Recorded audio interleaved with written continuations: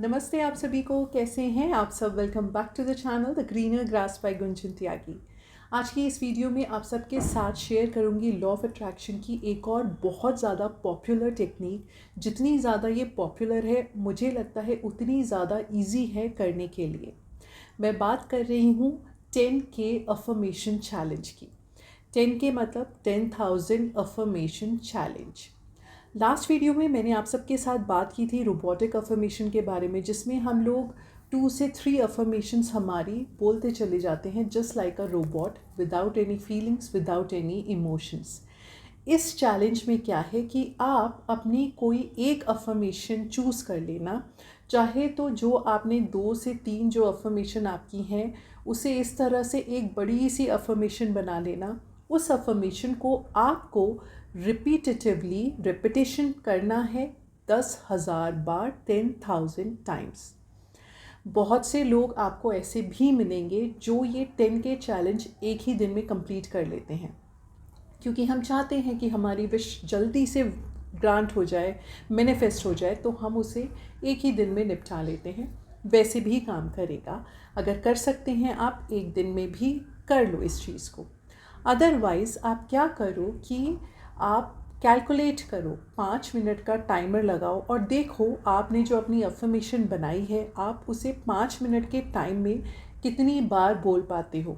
उस हिसाब से कैलकुलेट कर लो कि उस अफर्मेशन को बोलने के लिए आपको ओवरऑल कितने घंटे लगेंगे, कितने आवर्स की आपको ज़रूरत है। उस हिसाब से लगाओ कि 10,000 अफर्मेशंस आप कितने आवर्स में बोल पाओगे। सो ईजी है, सिंपल है। जब आपने कैलकुलेट कर लिया तो आप अपने दिन को 2 to 3 पार्ट्स में डिवाइड कर सकते हो। कुछ आवर्स मॉर्निंग में डेडिकेट कर दो, कुछ आफ्टरनून में, कुछ इवनिंग में। ऐसे करते करते कब तक कंप्लीट करना है? जब तक आपके 10,000 अफर्मेशन पूरे नहीं हो जाते। यहाँ पे हमारा रेपिटेशन ही हमारी की है। Repetition is the key, and साथ में कंसिस्टेंसी भी। ऐसा नहीं कि आज मैंने करा फिर मैं 3-4 दिन बाद फिर से मैंने स्टार्ट कर दिया, फिर 3-4 दिन बाद स्टार्ट कर दिया। नहीं, कंसिस्टेंसी इज़ इम्पॉर्टेंट इस हमारे चैलेंज में, इस हमारी लॉ ऑफ अट्रैक्शन की टेक्निक में। अब एक एग्जाम्पल ले लेते हैं। मान लीजिए कि मैं बोल रही हूँ, मेरी अफर्मेशन है आई मेक 10,000 रुपीज़ डेली। इस चीज़ को मैंने बिना सोचे समझे बस मैं बोलती चली गई। मैं कुछ और काम कर रही हूँ लेकिन मैंने इस चीज़ को रिपीटेटिवली बोला, I make 10,000 rupees daily, I make 10,000 rupees daily. तो ओवरऑल क्या होगा, मेरा जो सबकॉन्शियस माइंड है वो इस चीज़ को, इस बिलीफ को डोमिनेंट बना देगा कि हाँ ऐसा है। और वैसी ही फिर मेरे सामने अपॉर्चुनिटीज़ आने लगेंगी, ईदर बिजनेस की फॉर्म में या कोई मुझे गिफ्ट वाउचर दे देगा, समथिंग और द अदर मेरे पास वो चीज़ आ ही जाएगी जो मैं अफर्म कर रही थी। अब जब मैंने 10,000 डेली का अपना टारगेट अचीव कर लिया तो फिर मैं उसको और इंक्रीज़ कर सकती हूँ। मतलब कि दोबारा जब मैं वो चैलेंज कर रही हूँ अफर्मेशंस का, तो मैं बोल सकती हूँ आई मेक 50,000 रुपीज़ डेली। ऐसे भी कर सकते हैं।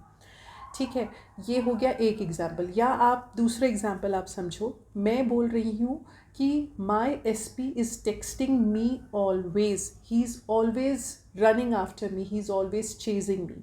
मैंने कुछ ऐसा बोला, इसको मैं बार बार रिपीट कर रही हूँ। जब आपका जो SP है वो आप पे ज़्यादा ध्यान देने लगे, आपको चेस करने लगे, तो आप फिर अपनी रिलेशनशिप के अकॉर्डिंग उसको और मॉडिफाई कर सकते हो, फिर अफर्म कर सकते हो, फिर चैलेंज को ले सकते हो। अब एक्चुअल में होता क्या है, क्या ये 10,000 का जो हमारा नंबर है वो इतना ज़्यादा इम्पॉर्टेंट है? बात सारा ये है कि हम उस चीज़ को तब तक रिपीट करते हैं जब तक कि हमारे सबकॉन्शियस माइंड को ये बिलीव ना हो जाए कि वो चीज़ जिसे आप अफर्म कर रहे हो वो ऑलरेडी आपके पास है। अब ये समझना ज़रूरी है कि वाई ये हमारा 10 के अफर्मेशन चैलेंज काम क्यों करता है। एक्चुअली हमारे सारे जो थॉट्स हैं वो सब न्यूरल पाथवे को फॉर्म करते हैं। अब ये न्यूरल पाथवे क्या है? ये कनेक्शन है between one part of the brain to another part of the brain. जब आप इस चीज़ को रिपीट करे जाओगे तो एक जाके ऐसा डोमिनेंट बिलीफ बन जाता है, एक ऐसा स्ट्रॉन्ग बिलीफ सिस्टम बन जाता है कि हमारे सबकॉन्शियस माइंड को लगने लगता है कि जिस चीज़ को आप अफर्म कर रहे थे वो तो ऑलरेडी आपके पास है, as if it is already there with you. और जब हम इस स्टेट में पहुंच जाते हैं तो वैसी ही चीज़ें हम अट्रैक्ट करते हैं, वही चीज़ हमारे पास पहुंच जाती है। तो हमने एक्चुअली सबकॉन्शियस माइंड को इस टेक्निक से बुद्धू बना दिया, ब्लफ कर दिया उसको, इसलिए हम अपनी जो विशेज़ हैं उन्हें ग्रांट कर पाते हैं। तो इम्पॉर्टेंट बात हमारे इस पूरे चैलेंज की ये है कि आपको रिपीटेशन करना है, रिपीट करना है, बहुत बार, उतनी बार रिपीट करना है जब तक वो बिलीफ आपका उस डिज़ायर को लेके डोमिनेंट हो जाए, स्ट्रॉन्ग हो जाए, तब तक आपको रिपीट करना है। और जब हम 10 के टाइम्स तक पहुंच जाते हैं वो ऑलरेडी इतना स्ट्रॉन्ग बिलीफ हो चुका होता है कि आप उस चीज़ को जैसे अफर्म कर रहे हो, बार बार रिपीट कर रहे हो, वो आपको मिल ही जाएगी। दैट्स वाई ये चैलेंज हमेशा ही फ्रूटफुल रिजल्ट्स देता है।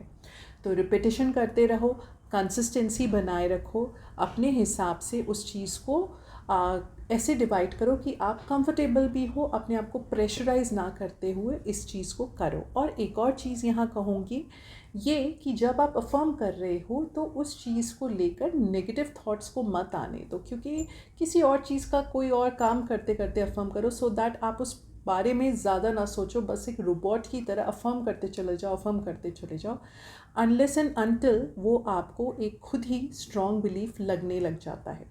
तो ये खूबसूरती है, ब्यूटी है हमारे इस 10 के अफर्मेशन चैलेंज की, and it give results always, 100% result देता ही देता है।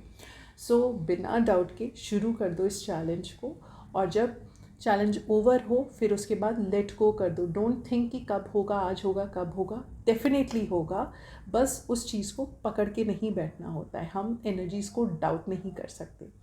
तो ओवरऑल आज इस वीडियो में मेरे को ये शेयर करना था आपके साथ। आई होप आप सब लोग समझ गए होंगे। जो अफर्मेशंस बना रहे हो, जैसे मैंने प्रीवियस वाली वीडियो में चेक करके सबको, आपको ऑलमोस्ट सबको रिप्लाई किया है, यहाँ भी आप अफर्मेशंस अपनी लिखना कमेंट्स में, मैं रिप्लाई करूँगी। जो मुझे डाउटफुल होता है मैं चेंजेस भी मेंशन कर देती हूँ, आप लास्ट वीडियो में भी देखना, और इस वीडियो में भी वही मिलेगा आप सबको।